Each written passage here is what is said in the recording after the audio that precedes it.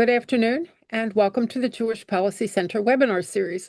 I am Shoshana Bryan, Senior Director of the JPC and your host. Thank you for joining us on a Monday, but this clearly is not just any Monday. President Donald Trump ran on a platform to end wars, but I think that includes the 47-year war waged by the Islamic Republic against the United States, as well as against Israel. Do not forget who started this war. The mullahs held American hostages for 444 days. Do not forget the Beirut bombing that killed 241 American servicemen, or the IEDs in Iraq, or Rich Higgins, or Robert Dean Steedham, or Khobar Towers, or a lot of other things like the lying and cheating on nuclear capabilities. The president offered Iran multiple opportunities to negotiate a better future, but the Islamic Republic of Iran used negotiations as a delaying tactic, until now. Today, we're going to talk about it. I will do a quick intro to the JPC and an introduction of our guest, Ilan Berman of the American Foreign Policy Council, a great guest and a great thinker. The JPC was founded in 1985 to provide perspectives and analysis of foreign and domestic policy by scholars, academics, and commentators. You can find us on our website, jewishpolicycenter.org. That's jewishpolicycenter.org. You can sign up for our Insight articles and our In Focus magazine. The winter issue of In Focus is up now. Spring is coming soon. I hope spring is coming soon. I'm tired of winter. That's jewishpolicycenter.org. The JPC supports a strong American defense capability, U.S.-Israel security cooperation, and missile defense, all of which are proving their worth right now. Most important, we support the legitimacy and security of Israel against anyone who would deny them. And we support the efforts of the government of Israel and the IDF to defend the people of Israel in all of its borders and beyond those borders when necessary. Beyond those borders includes Gaza, and now it includes Iran. As an organization that sits slightly to the right of center on domestic issues, we advocate for small government, low taxes, free trade, fiscal responsibility, free speech, and intellectual diversity. Today, our guest, as I said, is Ilan Berman, Senior Vice President of the American Foreign Policy Council, an expert on regional security in the Middle East, Central Asia, and the Russian Federation. He has consulted for the CIA, as well as the Departments of State and Defense, and he's provided assistance on a number of foreign policy and national security issues to various government agencies and congressional offices. He is a frequent writer and commentator. He's written for In Focus Quarterly. You can find him there. And he has spoken on all of the outlets, foreign and domestic, that you would think he did. He is the author with Michael J. Waller of the book Dismantling Tyranny, Transitioning Beyond Totalitarian Regimes, which covers 7 once communist regimes in the former Soviet Union and Latin America, and the lessons their transitions hold for future democratic revolutions. This could be a good guidebook for us. Dismantling Tyranny has been called a guidebook designed to empower, inform, and guide future transitions to democracy. More recently, he is author of Wars of Ideas, Theology, Interpretation, and Power in the Muslim World. And so, Ilan Berman, we turn to you to help us make sense out of what we're seeing. Go for it. Okay, I'll try. And thank you, Shoshana, and thank you to the JPC for having me. And I have to say up front that everything I'm going to say is provisional. I know you and I have been offline. We've been talking for a couple of weeks about doing a webinar on Iran, and I didn't want to do it because while we were in a holding pattern, while we were watching the U.S. military build up, we were all, my sense was that everybody was sort of mapping their own desires and their own fears onto what is likely to happen. And so that wasn't the time to talk. I think now is the time to talk, although we're not in the end game yet, but the die has been cast and we can sort of draw some conclusions. So let me try to do that. And again, the disclaimer is that this is a fast moving conflict. So, the circumstances on the ground may change, but here's how I see it right now. First of all, just a few issues. The first issue is the question of Trump's strategy. And the administration is notoriously opaque. And particularly even as compared to the Trump administration in its first term, it doesn't leak. There's a narrowing of foreign policy expertise. There's comparatively few people that deal with foreign policy generally, the Middle East in particular, and they really don't message a lot outside of the administration to the press and other things. So it's been rather difficult, certainly for me, I think for you as well, to try to figure out where the administration is heading and sort of what they want to do. And as a result, we're left basically reading the tea leaves on meetings that Middle East envoy Steve Witkoff has, that meetings on former Middle East envoy Jared Kushner has, and whatever it is, right? And so we're all getting this impressionistic view. And as a result, as recently as last week, we were debating the odds of whether or not there was going to be military action and whether or not the president was going to get snowed by the Iranians, because the traditional view, and I think the Iranian strategy up until now, has been pretty consistent, which is that they are master negotiators. Their plan is to draw out negotiations to create breathing room, to inject contradictions between the United States and its allies and partners, and also to create tactical gains for the opposing party as a result of diffusing outcomes that are negative for Iran, right? So the Iranians may give a little bit on the nuclear program, but won't talk about ballistic missiles, won't talk about proxies or whatever it is. And this is sort of where we were just a few days ago. And then over the weekend, we saw what is really shaping up to be a dramatic military offensive that is both broader and narrower in scope than what a lot of people thought. And what I mean by this is, this isn't just very clearly already, this is not just oriented towards Iran's nuclear program.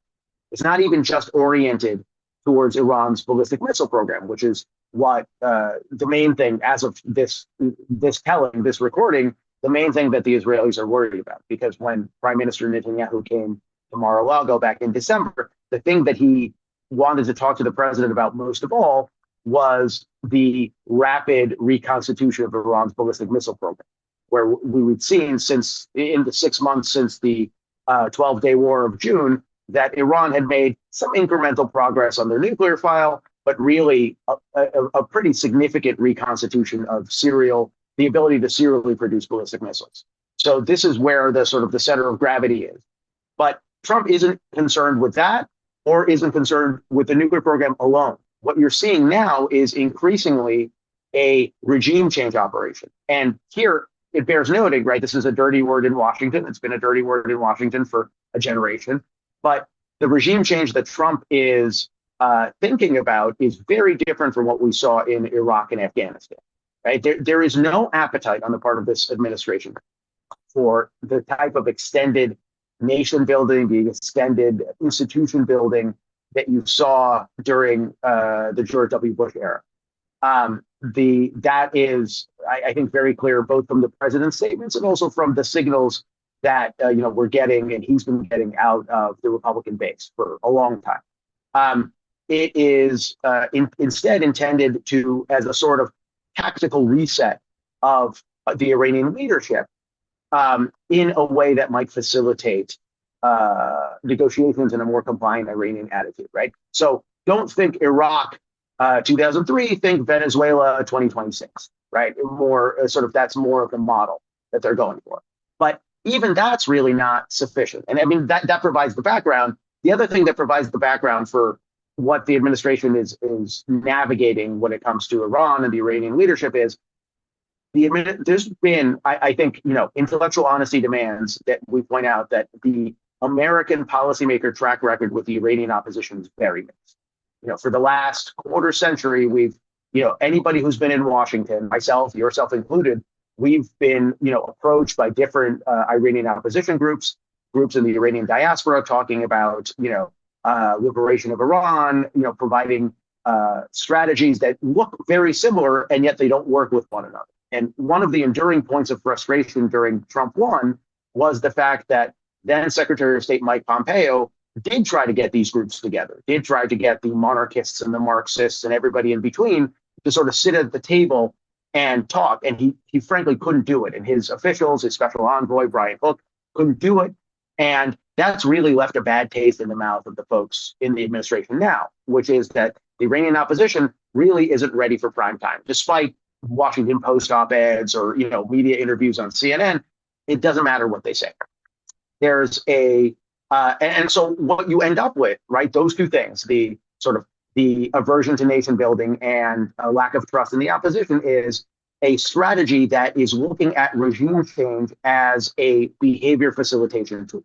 Basically, the way I would describe this as easily as possible is President Trump, and he laid this out on Saturday night when he gave the speech talking about the mission objectives.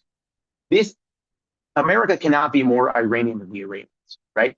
The question of the disposition of the character of Iran in the future is up to the Iranians themselves. What Trump can do and what he's trying to do right now is to soften the target and to crack a window so that Iranians can take matters into their own hands if they have the resources and the political will and the organization to do that. That is, I think, intellectually a very credible place to end up in terms of America's commitment, because it doesn't leave us open to open-ended nation building, but at the same time, it at least creates the opportunity for a different course of action in Iran. The Iranian opposition may not take it. The opposition inside Iran, which is different than the diaspora, may not be coherent enough to take it. But yet, that's sort of my sense is that's sort of where the administration's thinking is currently. So that gets us to what happens next, right? Shoshana. What's that? Oh, you're muted. Okay, I'm going to stop you because I got a news brief about what you are about to talk about. AP reports President Trump says Iran operations are likely to last 4 to 5 weeks, but says he's prepared to, quote, go far longer than that. So that, it seems to me, tells you something about where the administration is. Whereas Venezuela, you compared it to Venezuela, and I agree. It should be that. That was a quickie.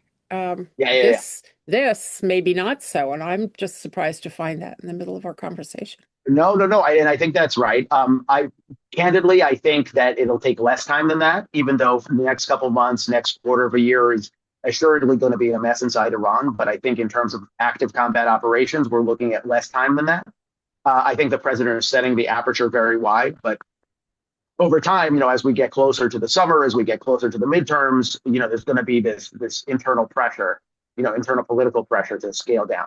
But that really, I think, tees up nicely sort of this question of what happens next. And here, by the way, I'm going to use a very sort of a very pop culture reference. You know that I love using pop culture references because it sort of hammers home the point. There was this in the early 1990s. There was this terrible popcorn movie by starring Michael Keaton called Multiplicity, in which Michael Keaton, he was some sort of scientist, some sort of geneticist, in order to make his work more efficient, he duplicated himself, and every version of himself was stupider than the one before, and pretty soon it evolved into hijinks, right? And I think we are very much on track on this multiplicity policy in Iran, because what you're seeing is that the U.S. has already, and this is early days, but the U.S. has already begun to attrit the chain of command and the line of succession in the Iranian leadership. And, the supreme leader is dead. The supreme leader's replacement is now dead.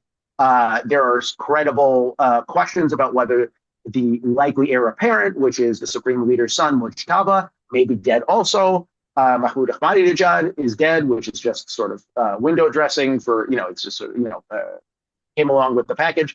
But the further we go into time, the more I think we're going to see this. We're going to see U.S. action, Israeli action that attrits that chain of command, both the political chain of command and the military chain of command, in a way that really dumbs down the Iranian regime and makes it more vulnerable. And here there's a really interesting question, which is right now, if you were to talk about it last week, it was very clear that the Islamic Revolutionary Guard Corps, the Iranian clerical army, was still subservient to the Iranian clergy, right? They've had multiple opportunities in recent years to, emerge as the power behind the throne. They are the power behind the throne, but they've chosen to take this back seat. That's not an indefinite condition, though.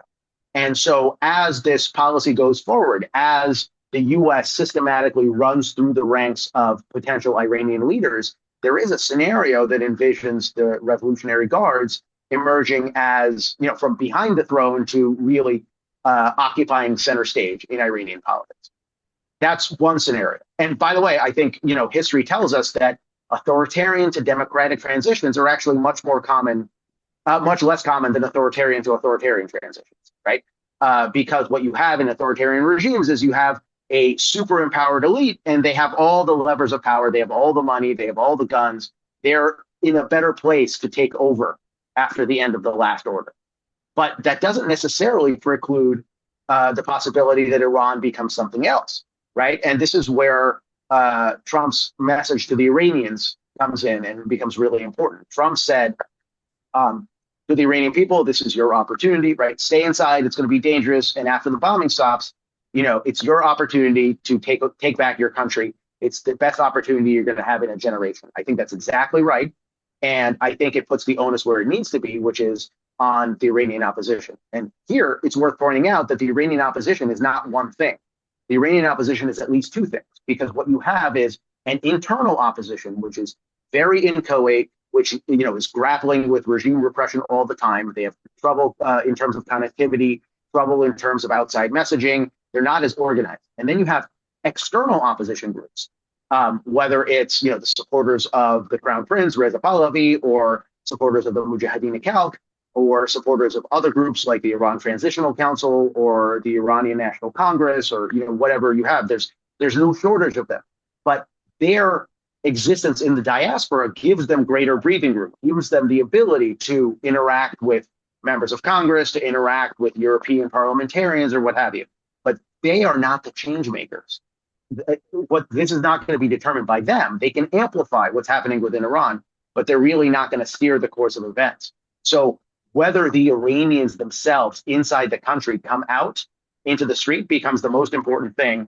Sorry, my notes. Most important thing that we can expect, and I think that's what Washington's watching for. But would Third, that be would that be that they come out in the streets and the Revolutionary Guard doesn't kill them? I mean, right.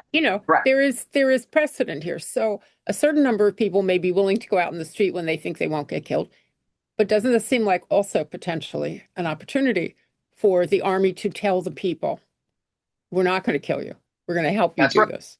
That's right. And that's why the president has signaled two things. First of all, what you just read, which is that he said that this is going to be an open and, a long-term conflict. By the way, a long-term conflict presumes that there are targets to hit, right? That the target bank is not empty. And that suggests to me that what we're talking about here are not just military facilities, but we're increasingly talking, as we go further in time, the administration is going to be looking at, the elements of regime internal repression, the elements by which the regime channels force inward against the opposition. And how it does that, how much it does that, I think is going to determine a great deal, right? Whether the IRGC does fold.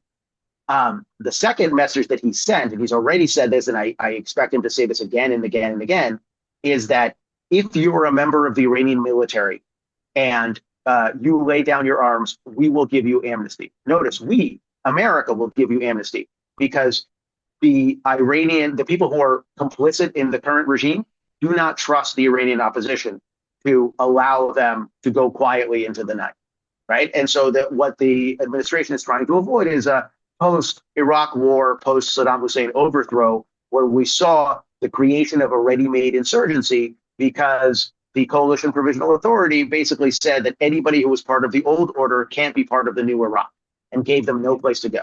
So the administration is preemptively trying to avoid that sort of alienation and atomization. And as a result, I think the president's going to be very involved in trying to, if the Iranians do take to the street, to try to shape the contours of what they do and try to, shape the contours of how they interact with elements of the old regime. But I think it bears noting, this isn't just a bilateral conversation, right? So we're here in Washington, so we always think it's, America and Russia, America and China, America and Iran in this case. But this is actually already a regional conflict. I was counting this morning, as of this morning, right? And the number, by the time we're done recording, the number may have changed. As of this morning, the Iranians have attacked 14 different countries in the course of this conflict already, right? America and Israel, obviously, but also Bahrain, the UAE, France by way of the UAE because there's a French base in the UAE, Cyprus, Britain because there's a British base in Cyprus, right? And so the list goes on. Even poor Oman, which did nothing to the Iranians except try to mediate, has sort of received the brunt of Iranian retaliation. And this is the Iranian Hail Mary strategy, really. Iran's thinking, it seems to be, that the more pressure it puts on America's coalition partners, the more these countries will scream to Washington that this operation has to be ended. The military action is going to cause adverse consequences. But the opposite is also true.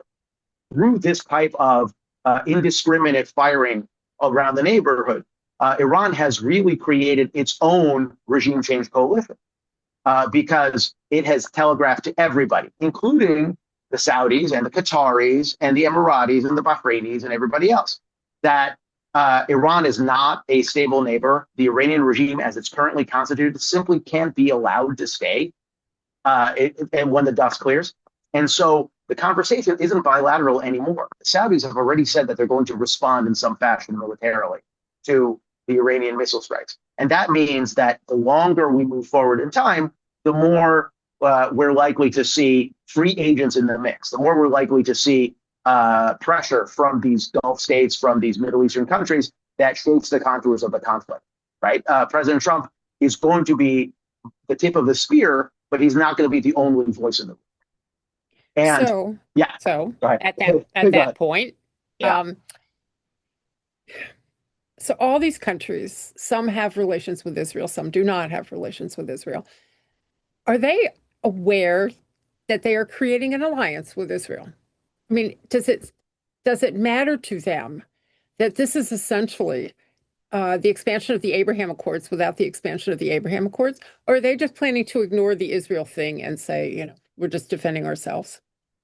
I think that remains to be seen. And I think the delicious irony is that, and we were talking before we started recording, that this sort of closes the arc from October 7th, right? On October 7th, you had a Hamas strategist that was inspired and encouraged by the Iranian regime that was really eager to break apart the momentum that we saw in the Abraham Accords. And we know what's happened in the 2.5 years since. And now it's the Iranian regime itself that is the cause for bringing all these countries together and sort of uniting them in some sort of military alliance. Now, the extent of that, I don't think we know yet. A lot of it depends on what happens in Iran itself. If there is a military dictatorship that takes form and takes the reins, and America does a deal with that dictatorship, if the Iranian people don't take to the streets, they don't seize the opportunity, America's still going to do a deal. So that may set the contours for how durable this alliance is. What Israel does next and how Israel navigates these changing relationships also matters. But I find it enormously interesting that over the last month, 6 weeks or so, we've seen a pitched diplomatic tug of war between Saudi Arabia and the UAE over primacy in the Muslim world, and the Saudis trending in a very, I would say, non-salutary direction, a very troublesome direction in terms of their alliances, in terms of how they were signaling. And all of that, over the last 48 hours, all of that is gone. It may not stay gone, but right now, cooperation against a joint threat is the order of the day. And so it's up to the Israelis and it's up to the Trump administration to see how long that comedy can last, how long we can sort of keep that alliance together.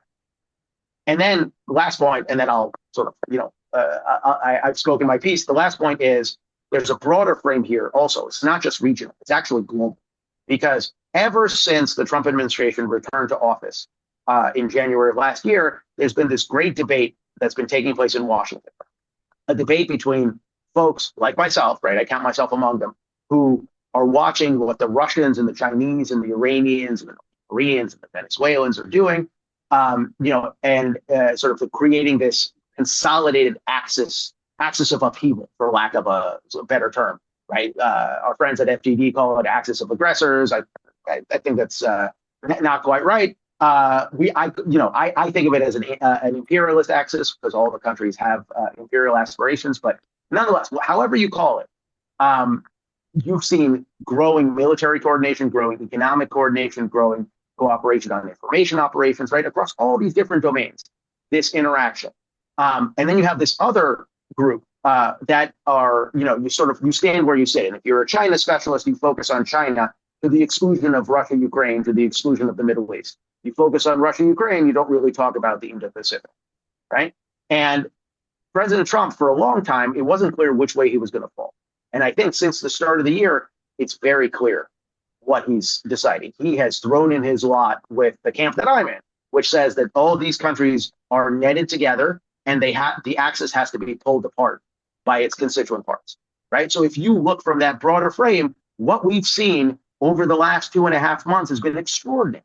We've seen the removal of a very significant supporting actor in the axis, right, by the removal of the Maduro regime in Venezuela. But the regime is still there, but Marco Rubio, when he did the talk show circuit afterwards, he made very clear that the regime would no longer be allowed to serve as a launch point for the IRGC in the Western Hemisphere, would no longer be allowed to house Chinese intelligence assets and what have you, right? So this is clear. This was clearly nested in discussion of the axis. And now the Trump administration has taken the axis on directly, and they've targeted the weakest link in the axis, an Iran that is over-leveraged, a regime that doesn't have economic solvency, a regime that doesn't have ideological credibility with its people. This is, in comparative terms, low-hanging fruit. But the knock-on effects, economically and politically and strategically, for Moscow and for Beijing are, I think, dramatic. So, first question that we have from a listener. So China and Russia have made it clear that they don't approve of this. They don't approve. However, they have done exactly zero to help Iran. Russia said this should go to the Security Council. China's, which means just throw it under the table. And China, I suppose, is looking at the potential cutoff of what percentage of their oil that they get from Iran? And that's a lot. Are they going to sit this? It's a lot. Yeah. I don't know the number offhand. Yeah. Yeah, but it's a lot. So is this Russia and China saying, not us, guys? Even the Houthis said, we're not going to, Iran is strong enough to do this by itself. We're not going to do it. Correct. And so I think this amplifies and sort of reactivates the same conversation that we were having after the 12-day war. Right, the 12-day war also saw lots of statements from Moscow, lots of statements from Beijing, but really no substantive action. That changed a little bit during the protests that we saw at the end of December into January, because a lot of the internet suppression, right, the Iranian regime shut down the internet. They sort of blocked all sorts of connectivity. They even had a pretty good job blocking, Starlink, and sort of internet, the uplink and the downlink. And the reason for that was because of technology that was provided by Moscow and Beijing, not that they developed indigenously, but where it matters in terms of, military support, in terms of additional air defenses, in terms of, precisely the type of military kit that would change the calculus of the Israelis or the Americans. We haven't seen any of that. And I think that really tells you something, that, as much as, we think about the threat posed by Iran, Russia, China, maybe also North Korea, until recently Venezuela, as this sort of consolidated axis, there are real fault lines in the axis. There are real limits to what we can expect these guys to do in support of one another. Because ultimately, it helps. And by the way, if you notice, not to put too fine a point on it, but the Russians have their own war. The Chinese are preparing for their own war. And quite frankly, right, that's what they care about the most. And in America that's preoccupied in the Middle East is less likely to interfere in their own respective theaters, right? That's at least the thinking. I think the opposite is also true, though, because all of these guys communicate all the time. And the type of military offensive, the type of international solidarity that you're seeing with America's campaign against Iran, I think is very instructive. It's very instructive for what China might face if it moves against Taiwan. And quite frankly, I think it's very instructive for what Russia is likely to face once the dust clears from what we're seeing in the Middle East. What we're seeing in Ukraine? Oh. No. So what we see in the Middle East will parlay into, because remember, by the way, on that note, remember that the president has laid out a deadline of June for there to be a ceasefire for that conflict. Now, the Russians have given no indication that they're willing, right? You're not going to You're not going to sort of sweet talk them out of having imperialist ambitions. What you can do is you can ratchet up pressure in all these different ways that we're seeing pressure being ratcheted up on with regard to Iran right now. Okay. There is another country that sits around and thinks it's important, and sometimes we think it's important, and that's Turkey. Now, Turkey is opposed to U.S. activity in Iran. They've said so. Um, it has not been struck by Iran. Is there a reason that Iran is skipping Turkey? Do they have ideas about some gain, some benefit by not bombing Turkey? Well, I think, look, so I think like you and I have had many conversations about how Turkey is the weakest link in NATO, how, alliances move along at the pace of their most grudging member. And when you have, sort of an Islamist regime in Ankara, one that sort of coddles the Muslim Brotherhood, one that serves as a sanctions evasions hub for the Iranian regime, this is less than you would desire as a dependable partner in the Atlantic Alliance. And yet, right now, my sense is that what the Iranians are trying to avoid is they're trying to avoid any action that creates collective defense requirements, right? Because under the NATO Charter, under Article 5 of the NATO Charter, if Turkey is hit, then there is the opportunity for Turkey to say, I'm asking. So again, right? History tells us Article 5 has only been invoked once in the history of the alliance, right? After September 11th. And yet, there is a basis, if Turkey is hit, there is a basis for the alliance to activate it itself, right? And then we can sort of talk about the legality, but it's quite possible for the alliance to lean in and to take a more active role. And so I think the Iranian play here is to widen the conflict enough to scare the region, but it doesn't want to widen the conflict enough to draw in the European powers. And again, right, how much Europe can really move the needle on this conflict is a different story. I have my doubts. But I think the Iranians, that's at least part of the Iranian calculation. Okay, but that raises two questions. I would agree with you about the Europeans being able to bring military force to bear in a way that's substantial, although they do have political influence. And Starmer has been forced to recant his original position, as have the French. The Spanish are not.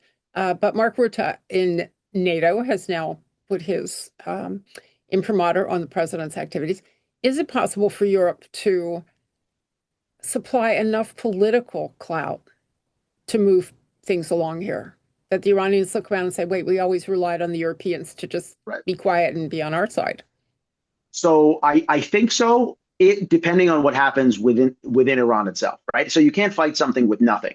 If there is really no mobilization of the Iranian street to speak of, and you see this reshuffle in the regime, then that's the place where I get the sense the Europeans can exert the most amount of pressure, because there's a consolidated core of the regime that the Europeans are going to use. They are a post, the continent in general is post-military, right? I mean, the Trump administration is trying to change that, but for the moment, we haven't hit that 5% threshold. They're very much post-military, but they can use their economic clout to very great effect, precisely because the Iranian economy is in such terrible shape, right? The Iranian rial is trading at something like 1.4 million to the US dollar, right? You have to do a sort of a dinner table full of Iranian rial to buy an iPhone. So not in really good shape. And the European ability to throw an economic lifeline, provided certain conditionalities happen, if there is a leadership that's willing to have that conversation, I think it is has the potential to be powerful. And by the way, Starmer and Macron recanted their positions after their own military assets were hit in Cyprus and the United Arab Emirates, which goes to my point about an Article 5 action under NATO. Right now, you have the Iranians blooding the noses of the French, blooding the noses of the British, and I think there's a worry, justifiably, in Tehran that if they overstep here, the consequences may spit out of control. I would argue they already have, but who am I to say? I don't know. You were the person we invite here to say these things, so you ought to say them. All right. So then move back to another area of concern. The Iranians have spent years and billions of dollars, when they had billions of dollars that were, serious, arming and training proxy forces around Israel. One of them is Hezbollah. I know you know a lot about what goes on in Lebanon. The Lebanese president has now called Hezbollah illegal inside of Lebanon. This was this morning, I guess, or yesterday, and demands that they turn over all their weapons. The other thought about Hezbollah was that it was the hidden hammer for Iran, that if Iran faced trouble on the one side, Hezbollah was going to come in and bomb Israel and create a disturbance on the other side. Who's going to win that battle? Are the Lebanese possibly approaching independence? Because they haven't had any for 30 years. So I think they would say inshallah, right? I would say inshallah. I would say inshallah too. So this is really interesting. And by the way, that idea of Hezbollah as the hammer was actually really powerful as a deterrent in the Israeli psyche as well. Because, I spend time in Israel, you spend time in Israel talking to military officials, and I heard from them, oh, we can't do anything against Iran because Hezbollah, has this sort of Damocles hanging over our head, their missile arsenal. That was proven dramatically incorrect in the fall of 2024. But what you had was basically a lost year last year. Hezbollah was on its back foot. Hezbollah was attrited. There was a rebalancing. There was greater talk of Lebanese political independence, but the Lebanese armed forces are still a little bit intimidated, right? Historically, they've been intimidated by Hezbollah. They're still a little bit intimidated. Hezbollah hasn't really been defanged. What I was talking to a Israeli military friend of mine yesterday, who had been deployed to sort of called up to go to Northern Command, and they were even, yesterday morning, they were already seeing signs that, Hezbollah was mobilizing. And his real question, and I think it's still a question, is Hezbollah is mobilizing to do a token gesture, as in we get a lot of money from Iran and therefore we have to, when Iran is in dire straits, we have to act in some way? Or is this really the activation of a front? What I find really interesting is that the Israelis, it doesn't matter what Hezbollah does, the Israelis are treating it as if it's the latter. The type of, the scope of the airstrikes that the Israelis are carrying out right now in Lebanon, the dozens of targets hit, the attrition of remaining Hezbollah military stocks and stockpiles suggests to me that it really reactivates that Lebanese conversation. A situation where the Israelis do what the Lebanese government hasn't been able to do over the last year and really cut Hezbollah down a few more pegs does create that empty political space. So that's certainly my hope. That would be mine and most of Israel's hope as well. Let's go back into Iran, because we have two questions that are essentially the same. And that is, are there any opposition groups in Iran that are themselves armed, or does it all rely on the IRGC to flip? So this is a real, to me, this is the most important question, right? Because it's very clear. It was sort of clear to a lot of us beforehand, but it's very clear now that the regime is not going to go quiet, right? This is not going to be the Hosni Mubarak who says, "Oh, okay, fine, I'm going to leave. I'm going to, as we saw during the Arab Spring."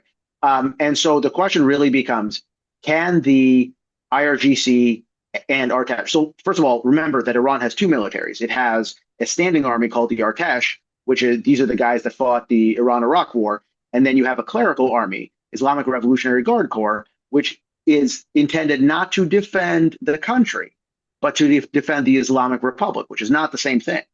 And so figuring out how to draw divisions, right? This is a really maddening exercise, but there are different schools of thought. Some people say that the IRGC is a consolidated corps. There are other people who think that, they look more like the KGB in the post-Soviet era, right? And you can sort of, they'd rather be relevant and remain relevant and maybe change their ideology.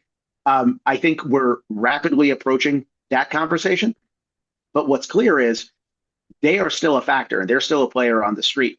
And there's not really good empirical evidence that there are organized, armed Iranian resistance groups of the kind that would be necessary to fight them if they are still consolidated. The Mujahideen Khalq, which in Washington is known as the NCRI, the National Councils on Resistance in Iran, They are armed. They're an armed resistance group. They harken back to the Islamic Revolution. They were temporary allies of the Ayatollah Khomeini, and then they fell afoul of his regime. They have military wherewithal. What isn't clear, though, is whether they have the military wherewithal to marshal military force on the streets of Iran. Right? We haven't seen real demonstrations of that. I would argue that really is going to determine a lot. If they can't, show their work, if they can't prove that they have the ability to surge forces, at a moment like this, or in a few days, then they're really going to be a spent political force.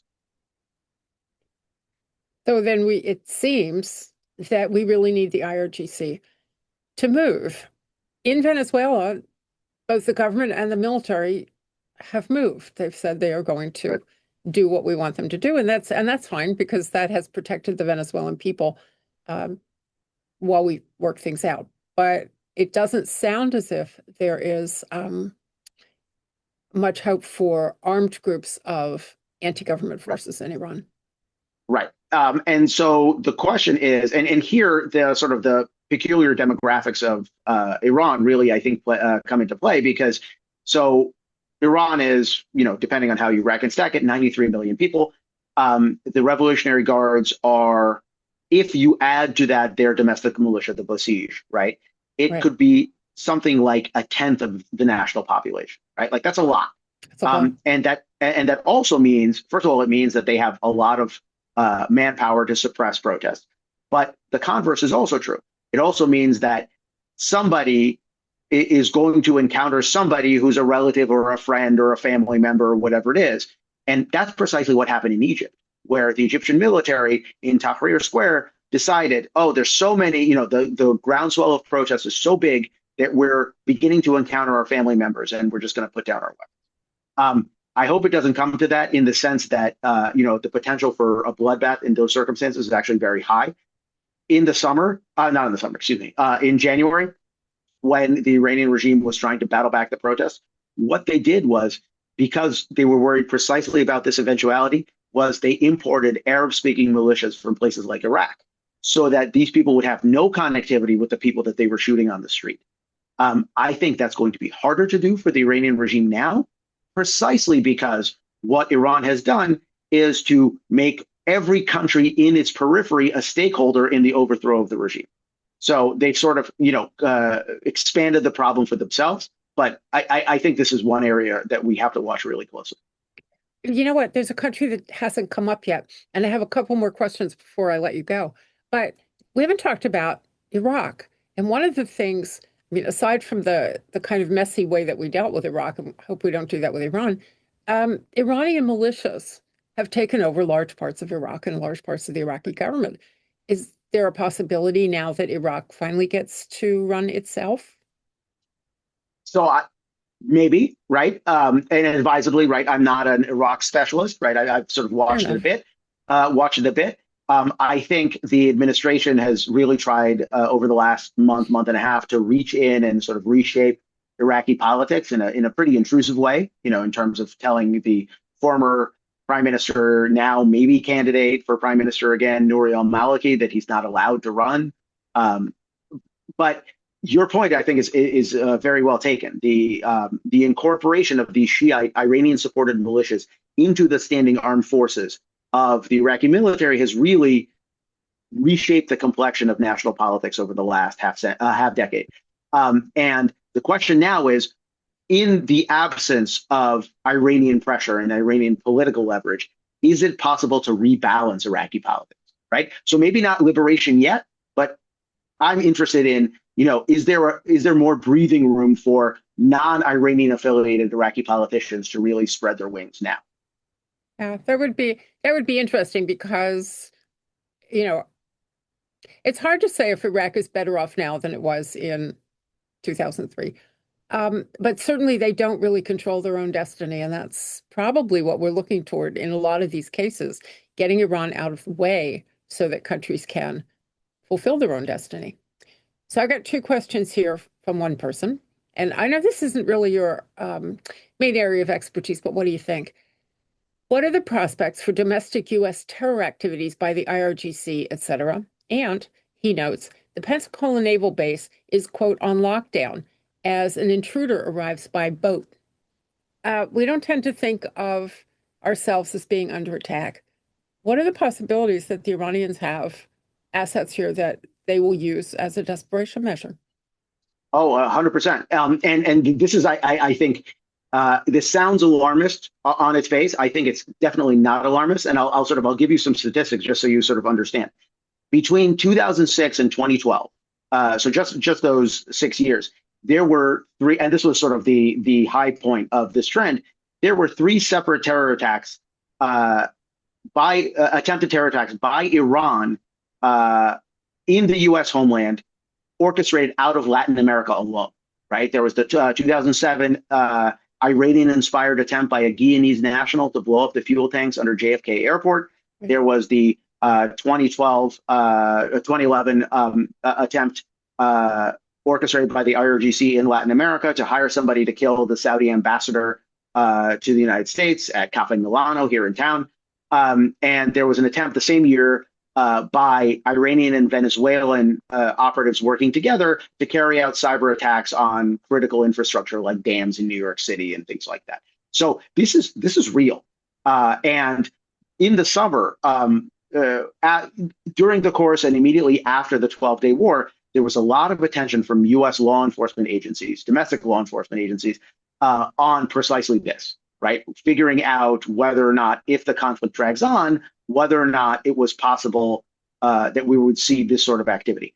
I can tell you this, that over the weekend, there was a mass shooting at a bar in, I believe, Austin, that the FBI is right now looking at seriously as being either Iranian inspired or Iranian directed. And so this is not, I think this is not hyperbole. This is a real problem. I think it becomes an even larger problem set when you incorporate the fact that Iran, because of the way it's nurtured elements of Hezbollah in Latin America, also in the United States, these are elements that it can activate. So not that I have any particular knowledge, but I can promise you that law enforcement agencies, FBI and local law enforcement are focusing on this very intently right now. One of the things that Starmer said was that there were 19 incidents that they had investigated of Iranian-inspired plans for terror attacks inside the UK. And when he said it, he wasn't quite prepared to join us in our efforts or support our efforts. That came, as you pointed out, after the attack on the airbase.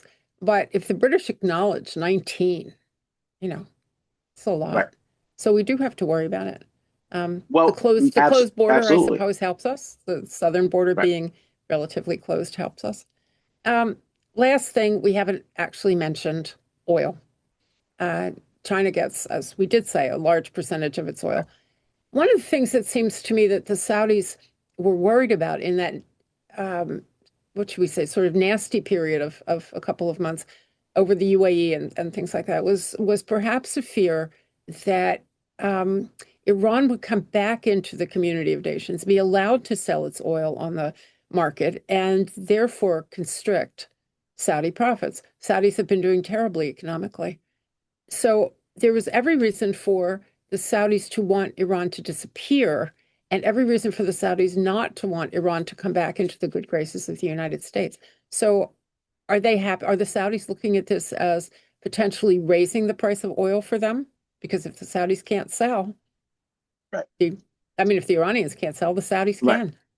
Right. Well, no. So this is a real question, and I think it's complicated by Iran's geography, right? Because for years and years and years, talking to U.S. military officials, I would hear again and again that the real worry was not Iran closing the Strait of Hormuz, right? Because the assumption was, and I think it's exceedingly true today, if the Iranians close the Strait of Hormuz, then it will remain closed and the regime will fall because we'll keep it closed and we'll have naval assets on station. And that's absolutely the case today. What folks at Central Command and Special Operations Command were so worried about and I think remain worried about is Iran's ability to narrow the strait. to do military exercises or mining exercises or whatever it is that reduce the flow of oil shipments out of the Strait, and by doing so, raise the marginal price of oil on the global market, right? As a way of putting pressure on the international economy, as a way of putting pressure on the aggressor, right? In this case, us. And by the way, justified aggression, right? I have to say. But the let's say that the fast mover is a better word.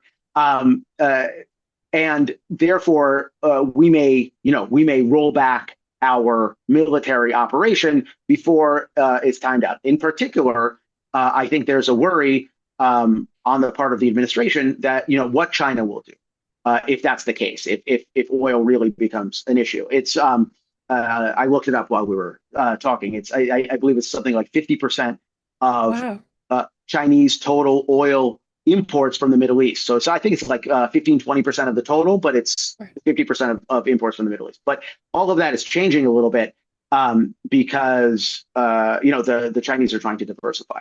But this is precisely why what you saw yesterday was that the U.S. military, and again, I would have expected them to do it a little bit earlier, but better late than never, effectively destroyed the IRGC Navy, right? They destroyed something like 8 to 12 vessels of the IRGC Navy, and I would argue that that's a preemptive move to limit Iran's ability to do precisely this, to monkey with global markets.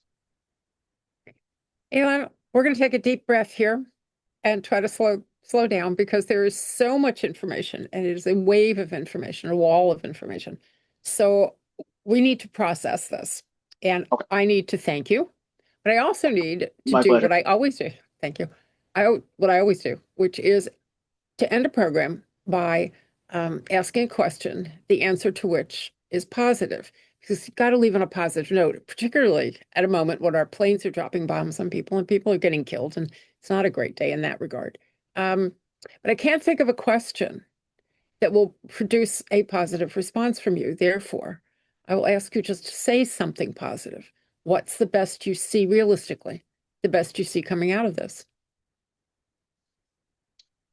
It's interesting. I think it's a little bit too early to tell, but I can tell you this, and you know this, your viewers might not. I'm also on the board of Radio Free Europe, and so I'm sort of caught in this sort of very, talk about information overload, right? Getting all these sort of this information. Radio Free Europe has a Persian language service called Radio Farda.